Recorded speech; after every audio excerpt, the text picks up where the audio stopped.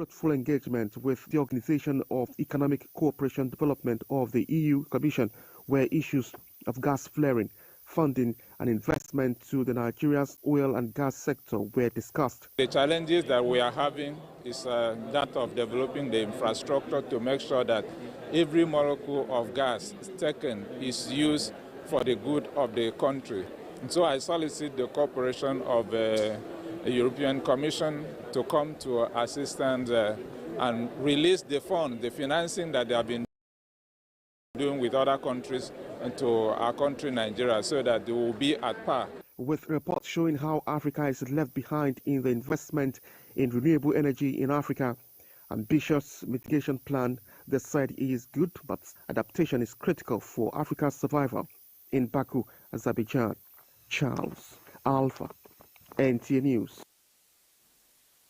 Experts eye technology and cooperation in modernization goals for the global south. China and Africa continue to strengthen ties with members of the China Economic and Social Council. The Union of Economic and Social Council, as well as similar institutions of Africa, converging on Shanghai for a round-table meeting. The meeting is aimed at advancing modernization and building a shared future. A key gathering bringing together more than 60 representatives from China and African nations, focusing on creating a mutually beneficial pathway toward modernization.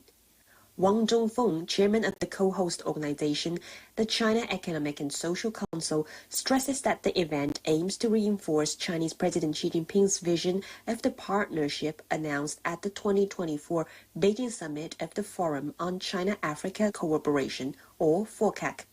Participants pledged to continue to enhance the roundtable to contribute to modernization efforts across continents, strengthening unity and cooperation, promoting exchanges, and supporting the high-quality development of the Belt and Road Initiative were key topics. China has the know-how and has drawn a new way of cooperation, which is benefit not only to one party, but to both parties for a common destiny.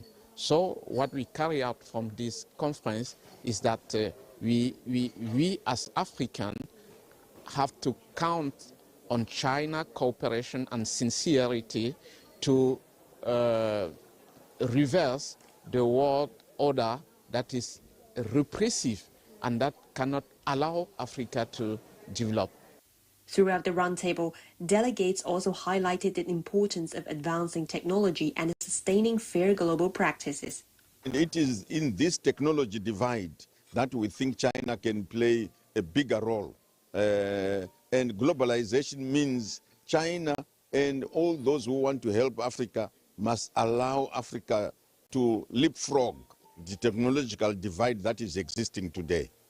The gathering also approved a joint declaration following the Beijing Action Plan adopted at this year's FOCAC summit held in Beijing. This declaration represents a unified commitment of civil societies on both sides to offer valuable insights, promote decision-making, and advance consensus on building a high-level China-Africa community with a shared future. The Ministry of Defense says the new cycle of projects by the German Technical Advisory Group, GTAG, will further strengthen military relations between Nigeria and Germany. The Permanent Secretary, Ministry of Defense, Dr. Ibrahim Abubakar Kana, said this while he met with a high-level delegation from the German Technological Advisory Group, led by Mr. Marcus Ohm in the Ministry of Defense headquarters in Abuja. He highlights Nigeria's efforts since the last meeting with the group, noting that the federal government has developed a framework mandating the defense headquarters to develop projects within the framework for proper coordination, planning and execution. He emphasized the importance of modernization the Nigerian armed forces through enhanced security intelligence sharing, equipment upgrade and capacity building, as well as the need for Nigerian personal involvement in the project. planning and execution for the purpose of sustainability.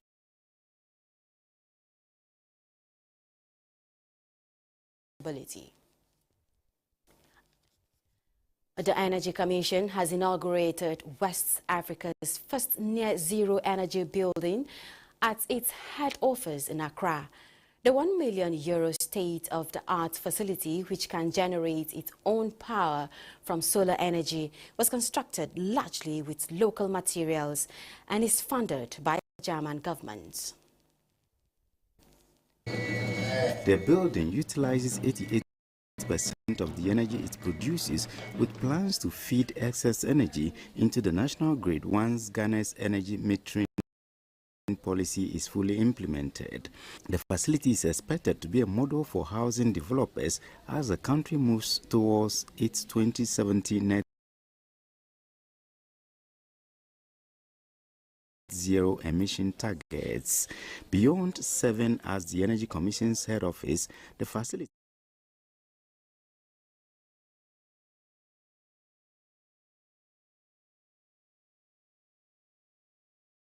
It's one of the largest local governments in Ondo State, so it's pretty large. I was at Igotako, but now I'm, right at Okutukpa. This is where you call Okutukpa. So this was the polling unit I was at early this morning. This is polling unit 010.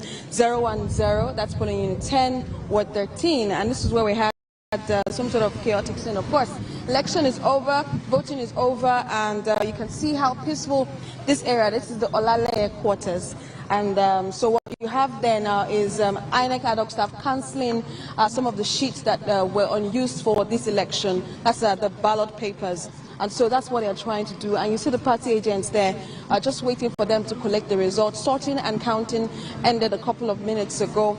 And so what they're doing right now is cancelling out the unused ballot papers, writing the results, and then uploading to IREV. And so just down the street, right, is where the collation center is. Just this stretch, of Okutukpa Road is where the collation center is. And so when they're done at this particular point, they take it down to the LG collation center, which is not too far from here. And that's where all of the, it's another round of collation starts when it leaves the ward level. It continues at the local government collation center, and then we can now go to Akure, the state capital. Of course, we are also trying to rush down to Akure to see, and get all of the drama that would come with this sorting and collation. Of course, sorting, collation, and an announcement of this result, because this is a very keenly contested election between, of course, the major political parties in the state. Right. Well, so far, so good on the part of INEC, at least going by observers such as Yaga that have released initial reports, giving them kudos of some sorts. But now that we are in the sorting, counting, collation stage, what is INEC doing from what you are seeing to ensure that indeed they've learned their lessons and we are getting a truly improved INEC? This is the penultimate lap, second to the last lap, just before announcement of the result. This is a very crucial moment where most of the party agents have issues with. And so at this particular polling unit, you see them, of course, standing guard, like be there on guard just to ensure that the results being collated on the sheets are the results, are the ballot papers counted for these particular polling units. And so what you see here, after the sorting and counting is done, they take that sheet where they're collating the results on, they take it to the local government. This is the ward level, take it to the local government, and then it continues onward to the state level. And so you can see the security operatives also standing guard and waiting just to ensure that nothing happens. For INEC, although we had a bit of issues, technicalities for the Beavers machine, it was not really rampant as if you compare it to what we had in the Ondo State governorship election. But what we've seen today is some sort of improvement, particularly in this local government where I'm at. We didn't really record a lot of incidences for polling units where there were incidents of Beavers malfunction. It worked later on, but at some point it wasn't working for the elderly, but then it worked. And sometimes it slows down the process, But of course, people are happy that at the end of the day they could vote. They could stand on queue, be accredited, and then vote for the candidates of their choice. So for election observers, they've said that INEC started on time. That for them, they give them that. They're giving them a pass mark on that. If you take a look at the Ondo State government election, right, there were issues concerning the time election was supposed to start. There were also concerns about these rural communities, and we understand that in Ilaje, which is one of the riverine communities, where elections started right on time. Even here in Ogutupopa, which is not too far from Ilaje, elections started right on time. And in some of the local governments and from some of the reports we've gotten, elections started on time. And so that's a pass mark for INEC. Now is the crucial time where we would see them upload the results on IREV, and then what would happen at the state level. That's at the Collation Center in Akure. So we're waiting to see, of course, get feedback from all of the party agents, because they are like the eyes and the watchdogs for this election, apart from the security operatives, of course. Well, the post-mortem has commenced, and we're talking. We brought you on board at the time where we were just talking about voter turnout. Yeka also had a thing or two to say about that. In fact, it's projecting as low as 30% turnout on the part of voters across Okitipupa, where I would say you covered, for the most part of the day. Well, what's the major takeaway for you in terms of voter turnout? Election is at the grassroots. That's like the major takeaway for me. So if you think that these people do not matter or do not have the numbers, if you look at the statistics, particularly the PVCs collected in some of these local governments, Ondo South may not is the second of course, second largest PVCs collected. But if you take a look at, people always concentrate on Ondo Central because you have the people living in the urban centers, a lot of persons, they have registered and collected their PVCs in those areas. But when we went to the market last night, Kemi, some of them said today is a day for them to cook their favorite food. And so they're not planning to come out on election day. But we had thought that election was going to be that boring also at the grassroots, but hey, we got here and then we saw the crowd come out. They were actually, following the process. Even when some party agents were trying to, make a fast run on certain processes, people followed through and they waited until the elections were over. They waited until the ballots were sorted and counted. So the takeaway for me is, for politicians, right, work on the grassroots. And I can tell you, for some of the politicians, right, and when they were trying to canvass for votes, you will hear people say, what have you done for me that I would vote for you? Like they were saying it today. So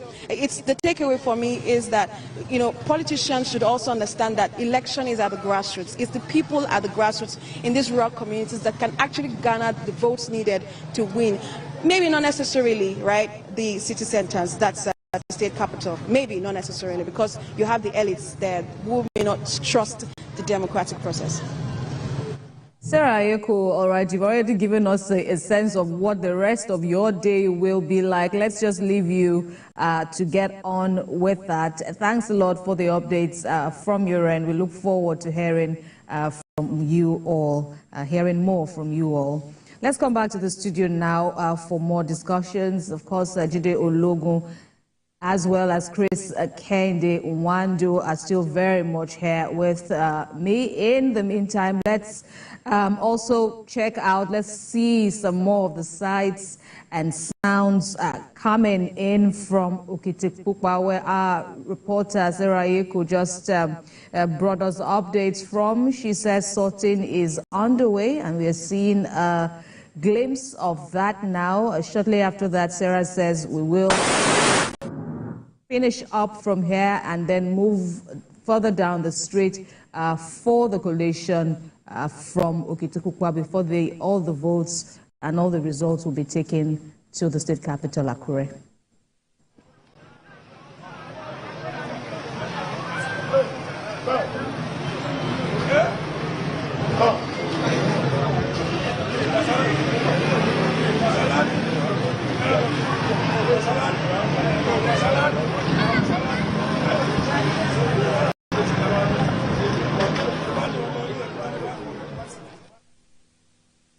Right, Ondo decides 2024. Let's come back now to the studio. So, Mr. Ologo, well, one of the takeaways for many, I don't know whether you would even agree with the attitude of the voters during to this cycle of election. Let me even start with that. How would you rate the attitude of the voters now? On one hand, we are seeing people talk about voter apathy. On another hand, we're getting a sense that it might just be maybe a local government to local government. It may be relative, but if you would cap it in one word, what would it be like for you? Is it truly voter apathy? Absolutely, because she mentioned a very valid point.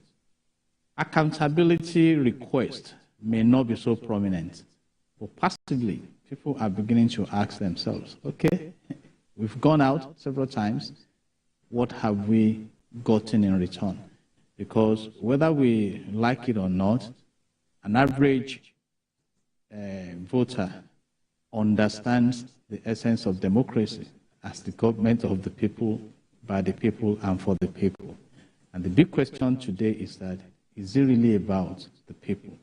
Or you still have those who, for the party interest or the candidates, a loyalty to the candidates, will still come out. But basically, many will just see it as an holiday, and some again have this perception in public relations that the results are predetermined. You know, some will tell you it doesn't, that their votes, those people will say their votes don't count. And like you said, the scenario will be different from one location to another. It may be different in Akure, it may be different in Owo, it may be different in the Akoko region. And then this is the region of Governor Lucky Ayedatiwa, so this Kale Ilaje area. So, but basically, and at the global level, electors are asking, when are we going to start tasting the dividends of democracy? So that may punctuate the need for us to overrun voting apathy. It's apparent, you know, particularly when some would have expected that when politicians need their votes, they come around. The moment they are voted into office, they disappear. You see, so we still need to work in that area. And it's one of the assignments of INEC.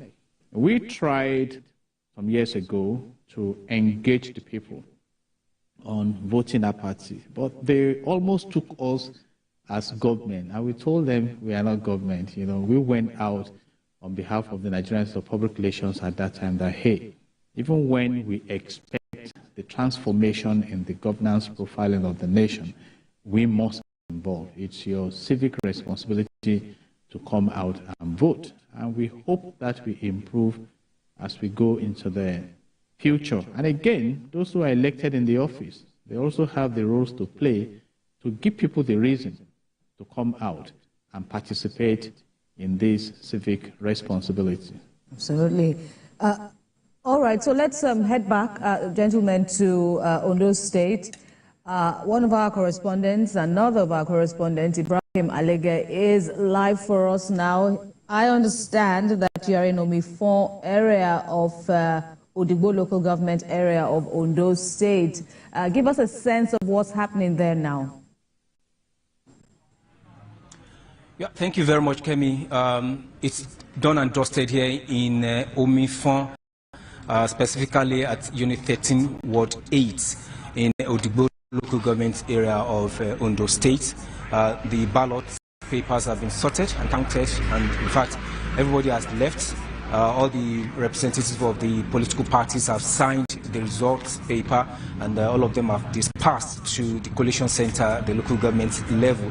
And also at the other side, we have the Unit 12.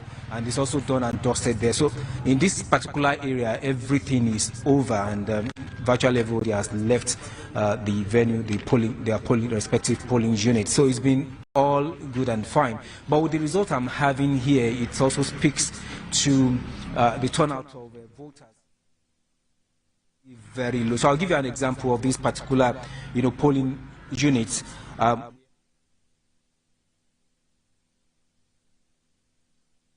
we get to that, of course, you know how fluid everything can be, at this point now. We just want to be very careful with what we are dishing out to the viewers. Just give us now the assessment on the part of the political agents, the party agents, who you say were on ground monitoring this crucial process. What feedback did they give you? Yes, they are okay with the process. They are okay with the process. Everything went on seamlessly. The only thing is that the turnout of voters is actually very low in this particular polling unit. Just less than 25% of people came out to vote, and not all of them voted right, because some of them, actually had void votes. 10 of them. So that's why you have just less than 25% of voter turnout in this particular unit. But every other thing, went on smoothly at this particular unit, and of course the other one at the other side of the road. So what's happening there in Odigbo right now? We're getting a sense that business is picking up. What was it like before, and what is it like now in the area?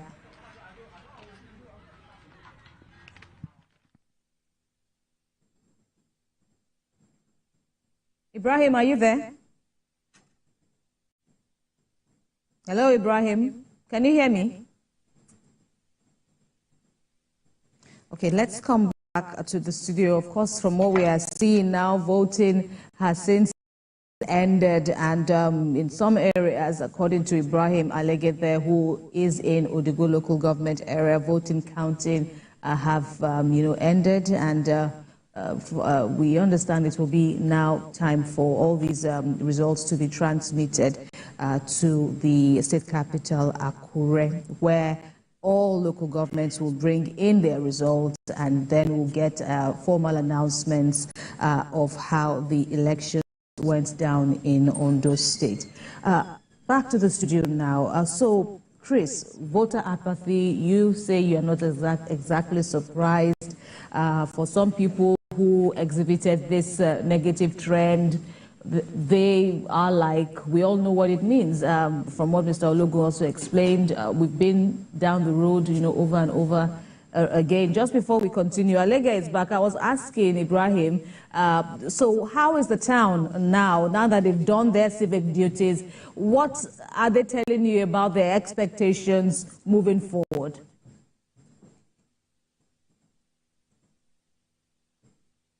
Okay,